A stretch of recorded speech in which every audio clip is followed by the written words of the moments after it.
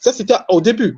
Au début. Et ça a révolté certains. Et de plus encore, en gagnant leur révolution, au lieu d'apporter un nouveau système, c'est ce à quoi nous en parlerons tout à l'heure qui est très important. Au lieu d'apporter un nouveau système, comme ils n'avaient pas pensé à ça, ils ont plutôt baigné dans le syncrétisme, puisqu'il y avait déjà la religion qui était là, il y avait déjà la franc-maçonnerie qui était là. Donc, ils ont continué dans ce système-là. D'ailleurs, même, ils vont avoir un système un peu empirique, c'est-à-dire empereur, des alliés qui sera comme un empereur et tout. Donc, ils seront toujours dans la même sauce que les Occidentaux leur ont appris. Et il y aura des conséquences pour ça. Et les conséquences, évidemment, ça sera un peu ce qu'on a pu connaître en ce qui concerne la suite de ce qu'a connu ce pays. Parce que la véritable chose à faire, c'est quoi? Vous combattez un système. Vous combattez un système qui est en place, c'est pour sortir de ce système. Et une fois que vous avez gagné, ce n'est pas pour rester dans ce système ou bien ce n'est pas pour faire des mélanges, c'est pour complètement mettre en place un nouveau système. Par exemple, si vous prenez, vous qui êtes en Europe et tout, si vous prenez par exemple, la Révolution française, ils ont combattu la royauté, mais ils ont mis en place un nouveau système. Ils n'ont pas combattu la royauté pour faire du syncrétisme. Donc, ça a été un peu la conséquence, on peut dire, de ce que a subi Haïti, dans la mesure où, en combattant le système, et au lieu de sortir du système, ils sont un peu restés dans ce système et ça leur a coûté très cher. Ok. Merci. Moi, je pense que c'est explicable pour essayer de compléter pourquoi ils n'ont pas pu changer. Parce qu'il faut se dire une chose, c'est que eux, ils n'ont pas réellement vraiment des racines. Parce que ils viennent tous d'Afrique et c'est des gens qui sont nés. Ils ont passé tellement de temps à combattre qu'ils n'ont pas eu le temps de réfléchir si on gagnait. Parce qu'ils n'étaient même pas sûrs de gagner. Ils ont dit, et si on gagnait, qu'est-ce qu'on fait? Ils n'ont pas eu ce temps de réflexion. Je pense que s'ils avaient eu ce temps de réflexion, ils auraient pu peut-être copier le système qui existait déjà en Afrique. Parce qu'ils les avaient avec eux. Mais vous venez de dire quelque chose d'important. C'est que souvent, aujourd'hui, on voit les Africains mener des combats, effectivement légitimes, hein, mais qui, une fois qu'ils ont gagné les combats, ils ont du mal à s'organiser. Est-ce que c'est pas parce que en amont, ils ne réfléchissent pas à ce dont ils veulent, on va dire, remplacer comme système, à comment ils veulent s'organiser? Je pense qu'avant même de mener le combat, ça devrait être peut-être la base. Pensez déjà au modèle que l'on voudrait remplacer à la place du modèle que vous combattez. Je pense que c'est quand même d'intéressant ce que tu viens de... Évidemment. Et l'exemple de Haïti nous le prouve. Et ce qui est encore plus grave, dans Haïti, ils ont tué même leur propre révolutionnaire, c'est-à-dire assassiné leur révolutionnaire qui était Dessalines. Ça a attiré la malédiction. Comment vous allez assassiner Dessalines? Comment il était mort? Et malgré cela, ils ont su s'en sortir parce qu'à la suite, Haïti a connu aussi des périodes glorieuses.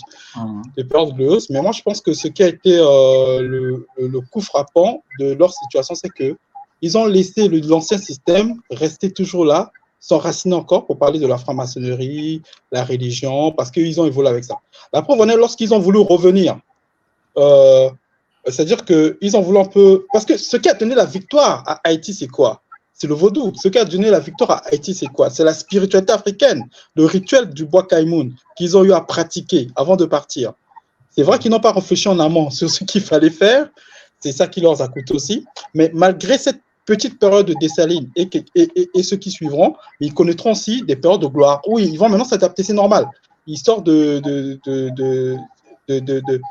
situation où ils sont restés longtemps déjà accoutrés à cela. Et maintenant, embrasser, il faut un temps d'adaptation. Ils ont eu le temps d'adaptation. Après, ils vont s'élever parce que Haïti s'est bâti après.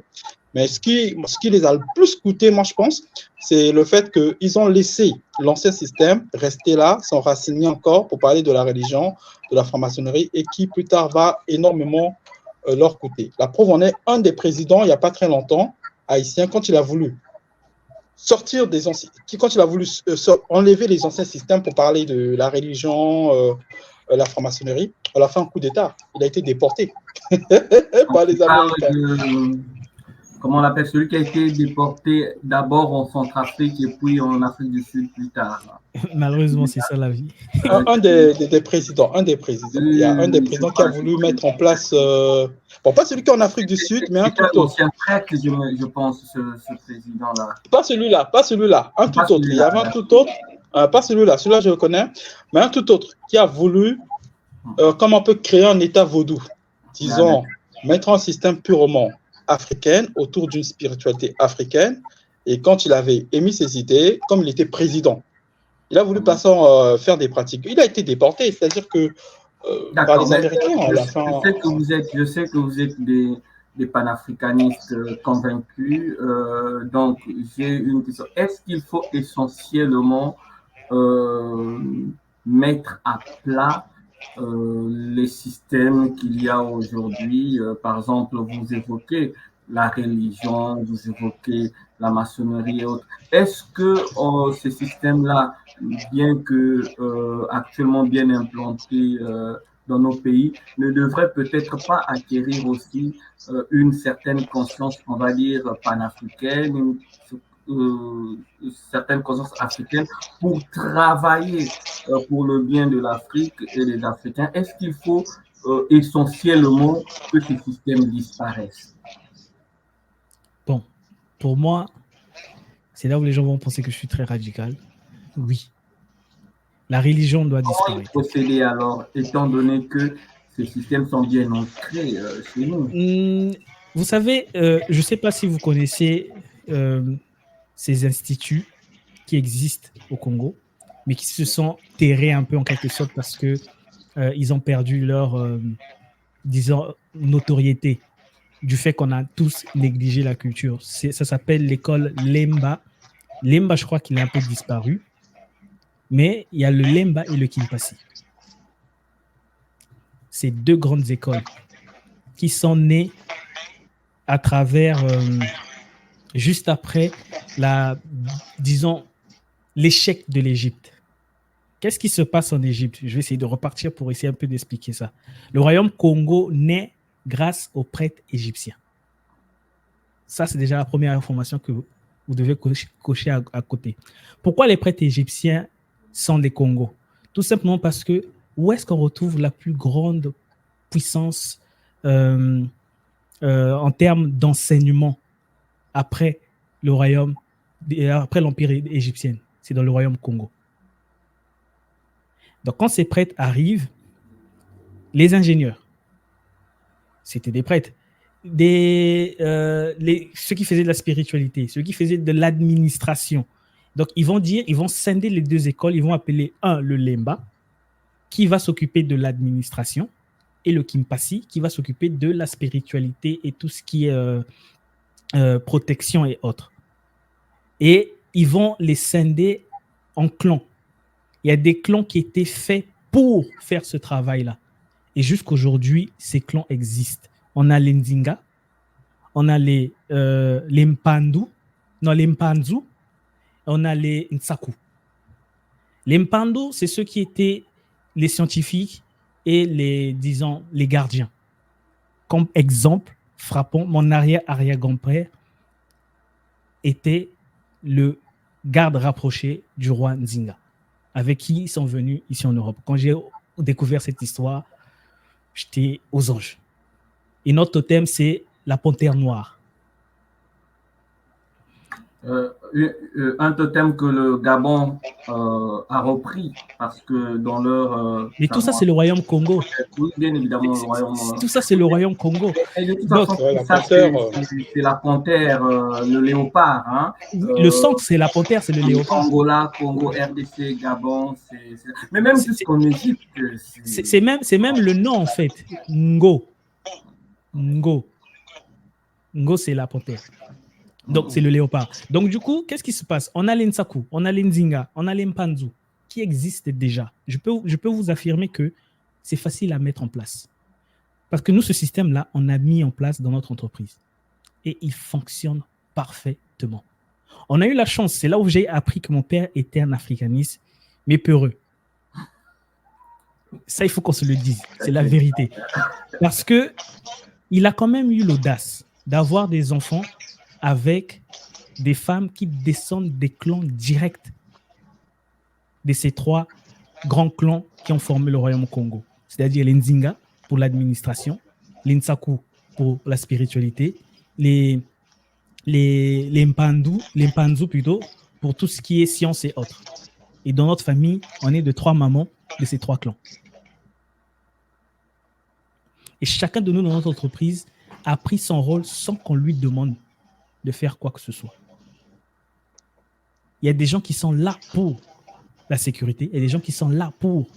Et on fonctionne comme ça. Et je suis encore allé plus loin. Dans toutes les familles Congo, ce principe existe, mais ce n'est pas expliqué. Mais le jour où on va juste allumer, remettre, comme je disais à un ami, le Congolais est comme une ampoule. Vous voyez la douille? Vous avez une douille. Elle est à vis, soit accrochée. Est-ce que... Mais aujourd'hui... Voilà, voilà, merci. Il s'avère qu'aujourd'hui, le Congolais, c'est cette ampoule-là qui est une douille. Mais... l'ampoule qui est accrochée plutôt. Mais la douille est à vis. On essaie de mettre l'ampoule dans la douille pour qu'elle s'allume. L'ampoule ne s'allume pas. Pourquoi? Parce que l'ampoule ne peut pas être connectée par l'énergie. Mais est-ce qu'il n'y a pas le courant? Il y a le courant. Soit le Congolais actuel, c'est qui? C'est cette ampoule-là qui est grillée, mais qu'on essaye toujours de remettre dans la douille en espérant que ça s'allume. On va dire qu'il n'y a pas de courant. Non, l'électricité y est, le courant y est. Mais c'est juste que le réceptacle qui doit recevoir le courant pour émettre la lumière n'est pas adapté. Il a été transformé. C'est le système congolais. Il est très simple à remettre en place. Remettre le pouvoir à ces 2 instituts. Parce que le royaume Congo, l'Empire Congo, fonctionnait grâce à ces 2 instituts-là. Un roi ne sortait que chez les Nzinga. Si tu n'es pas Nzinga, tu ne peux pas prétendre au pouvoir, à l'administration. Tu n'es pas fait pour ça. Et ce genre d'organisation existe à peu près partout dans nos ethnies. Ça existe jusqu'alors encore. Ça existe, par exemple, dans le royaume Luango, ne peut prétendre roi que quelqu'un qui descend de Kondili Luango. Oui. Ce n'est que eux, ou a fortiori d'un Kata, mais même quand tu vas voir le clan Kata et Kondi, c'est le même clan qui s'est divisé plus tard avec le temps. Donc, ça veut dire que c'est quand, par exemple, les Kondi ne sont pas en mesure de désigner un roi qu'on va aller voir chez les Kata. Donc, tu peux être d'un autre clan ou comment, tu peux pas prétendre à occuper, on va dire, à devenir Makwango si tu n'es pas descendant. Évidemment, même chez les Téké, c'est pareil. Chez les Téké, c'est pareil. Ceux qui sont destinés à être des rois, ils doivent faire partie des 12 familles, des 12 clans. Il y a 12 clans. On retrouve ça aussi chez les Congos. Il y a 12 clans. Si vous n'êtes pas membre des 12 clans, du côté maternel, je précise bien, pas du côté paternel, mais maternel, ça doit venir du côté maternel. C'est comme on le dit souvent chez nous, hein, l'enfant appartient à la mère. Moi, l'homme, on peut me tromper même la grossesse, hein. C'est pas le mien. Mais l'enfant appartient à la mère. Donc, du coup, ça doit être du côté maternel. Donc, c'est pourquoi nous sommes déjà aussi dans notre tradition africaine de tradition matriarcale aussi. Ça fait partie de ces attributs-là. Et voilà. Et ce que disait tout à l'heure notre cher frère, ça en vient, ça me rappelle directement les systèmes. Et pour répondre même à ta question, Talia, je dirais qu'il faut faire table rase, il faut tout raser. C'est-à-dire que... c'est créer d'autres problèmes, créer d'autres conflits au sein de la société. Non, mais comment fait la Chine? Les autres ne sont pas des extraterrestres. Moi, je vois les Chinois ici, ils étaient aussi habités par... c'est-à-dire, ils étaient aussi habités par d'autres, c'est-à-dire, ils ont été aussi envahis par les autres. La Chine sans pays qui est envahie par plus de 8 nations. Ils ont connu d'une part aussi le christianisme, ils ont connu aussi d'autres formes de croyances, mais ça ne les a pas empêchés à pouvoir maintenir leur tradition, mettre en avant leur tradition, leur culture, et en arriver là où ils sont. En fait, ça semble, pour notre monde actuel, c'est vrai que ça peut sembler pas facile quand on regarde un peu les réalités actuelles, mais avec le temps, on va s'accommoder. Avec le temps, on va s'accommoder, on va commencer à s'accommoder.